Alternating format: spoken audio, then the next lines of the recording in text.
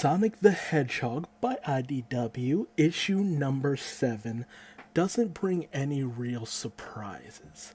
But what it does do is bring the rule of cool. This issue is cool. And that is the biggest takeaway from this. That even without any real major surprises, just something about this series just makes you go, man, that was cool. Now, let's get into it.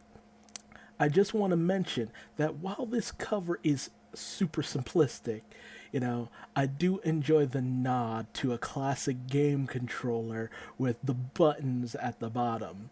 You know, but regardless, we open up with Sonic and Tails having managed to, you know, hone in on this one specific battleship from the Eggman fleet. Very classic Sonic Hero style.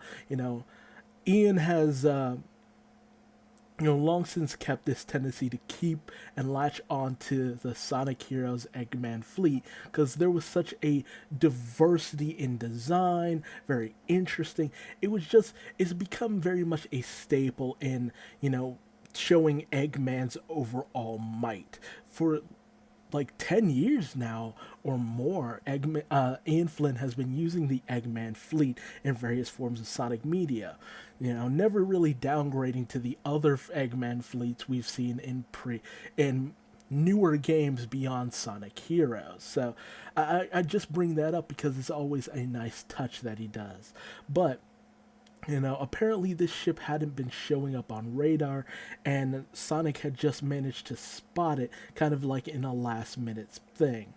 Sonic immediately goes jumping into the fray, taking a device, Tails' communication device that we've seen in more recent games, and Tails wants Sonic to go in and use it to kind of copy some data from the ship and get some information on what exactly has been going on with the various bases that these Eggman robots have been operating out of and setting up. What is the end game in all of this? And no sooner does Sonic manage to make his way into the ship does he immediately encounter Eggman. And boy, I gotta tell you, Eggman looks cool in that first shot. Adam Bryce Thomas brings some of the coolest and most interesting pencil work in Sonic media. And again, that's what I've loved about a lot of the people who have come on to the Sonic projects ever since Ian has started working on it. Because he keeps bringing on all these talented Sonic artists who just are able to portray Sonic and his world and his friends and enemies in very interesting and very fluid motions. It's just cool. If nothing else, it always looks cool. However, I love the fact that Sonic immediately calls him a faker because he met the actual Dr. Eggman previously in a far off secluded village where he has amnesia and is going by Mr. Tinker or something along those lines. And we immediately come to find out that, much like a lot of people's speculations, it was Metal Sonic, specifically Neo Metal Sonic, having retained all of his copying abilities and copy data and so on and so forth. There was no indication that he ever really even lost it up until this point. Neo Metal Sonic had so much power and abilities that it's hard to believe that he just was completely drained of all of that and no longer had this transformation. There was no information in line to the contrary of that, and I like that Ian is elaborating on that specifically. We even get a bit of the backstory as to, what happened after the events of Sonic Heroes. I mean, we have run into Metal Sonic here and there after the fact, but not to a really major degree. Now that I even think about it, it's just like Metal Sonic hasn't been like a really major player like in more recent years. And even when it came to, Sonic Forces, that was just a duplicate made using uh the one gem that could alter reality and so on and so forth. So, he Neo Metal Sonic states that he was, reprogrammed, had the rebelliousness removed, which was a statement put out there by Sega, I believe, in order to kind of not constantly do that thing of, oh, Metal Sonic betrays Eggman and tries to take things over. That was already a core part of a game, so no reason to retread and bring out that old chestnut. And Metal Sonic has kind of become Eggman's enforcer for the most part. However, Metal Sonic wasn't really completed until the very end of Sonic Forces when Eggman had already been defeated. Um, and with Neo Metal Sonic having Eggman's biodata, he took command of the Eggman forces, but only as a servant of Eggman until the true ruler could one day return, which puts a very interesting twist on things. This isn't Neo Metal Sonic ruling things, this is Neo Metal Sonic acting as a kind of enforcer in order to, get everything up to speed and keep the Eggman forces up and running, and disguise himself as Dr. Eggman and in order to keep that intimidation going. After hearing all of this, Sonic wastes no time in going in on Metal Sonic, and I love this scene of him just spin dashing the almighty heck out of Metal Sonic. However, because of this, Metal Sonic is successfully able to copy all of Sonic's biodata and goes in on the offensive, doing all these nice flips and tricks, and it's just so elaborate and just a visual feast to behold because there's so much movement. You can tell they are going fast, doing all these flips and tricks and movements. And I love Sonic's little comment on a little nickname for Metal Sonic he has going called Senior Starfish Head. So ultimately, Sonic knows that he's unmatched with the Egg Forces, all the Badniks, and Neo Metal Sonic, driving things home. Yeah, he decides to bail. And naturally, Metal Sonic starts sending out the egg pawns, having the ship launch on Sonic. He says he wants him alive, but he is not showing that.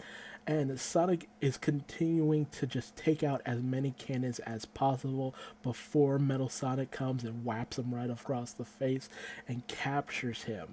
And Sonic delivers one of the most coolest lines of all when Neo Metal Sonic demands that he tell him where Eggman is.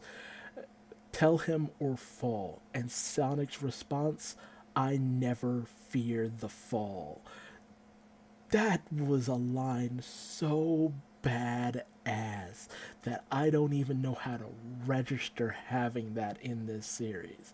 I mean, Sonic has said some cool stuff before, but that is way past cool. And he kicks himself from Metal Sonic's grasp and goes plummeting to his supposed doom, only to be caught by Tails in the tornado. They fly off, not being shot at because Sonic had managed to take out all the cannons on Neo Metal Sonic's ship. However, Neo Metal Sonic says that it is irrelevant if Sonic escapes as his plans are still in motion. So ultimately, Sonic meets back up with Tails, Knuckles, and Amy in order to, fill them in on everything since, Knuckles leads the resistance and Amy is second in command. And information like this is crucial in order to keeping the world free from the Eggman Empire. And they also go over something that Neo Metal Sonic has very much elaborated on. The fact that whereas Sonic knows little next to nothing about what Neo Metal Sonic is after, Metal Sonic holds all the cards. However, they decide that no matter what, they will do their best in order to take him down, no matter what may come. And we see a very familiar looking flower that we saw at the end of Forces in the foreground. So, whether or not this has some implications, we will see further down the line. And our last shot of this issue is of Neo Metal Sonic and the Eggman fleet approaching Angel Island. And this brings to light something that I feel like, has always been a bit of a question for, everyone out there in the Sonic fandom, is that Knuckles has very much become more and more prominent in Sonic's world, not acting simply as the guardian of Angel Island, but a real figure in the world at large. However, because of that, his island is far too prone. The Master Emerald is far too prone, and it's about time someone came in to take advantage of that. This was a fantastic setup issue for things to come. We are about to see the throwdown between all of Sonic's friends in the Resistance and the forces of the Eggman Empire, led by Neo Metal Sonic. And with Eggman being nowhere near the actual forefront, I think this was the best way for Ian to go. I mean, I'm kind of both conflicted on the fact that he chose a already known villain and a one that was already guessed at as the main antagonist of this story arc, but at the same time, we're introduced to something more interesting in the fact that we've never really gotten to see what Neo Metal Sonic could do just as Neo Metal Sonic. As soon as he was kind of introduced and revealed in anything, he already turned into I think it was Metal Overlord, and that was about it. So just seeing him, and he's got this menacing design, I'm glad they're using it here. Would I have preferred it be a newer villain? Yeah, kind of, but at the same time, we never really got to see Neo Metal Sonic in action that much. So I appreciate having this, and maybe we'll get someone newer after the story arc is over. But hey, tell me your thoughts in the comment section below. What do you think about Neo being the overall villain of this series? About everything up until now. I honestly, personally, I think it's been great. Ian knows how to tell a good tale. And if you liked what I had to say in this series, leave me a like. And if you didn't, feel free to leave me a dislike and subscribe for more of IDW's Sonic the Hedgehog. Thanks for joining me.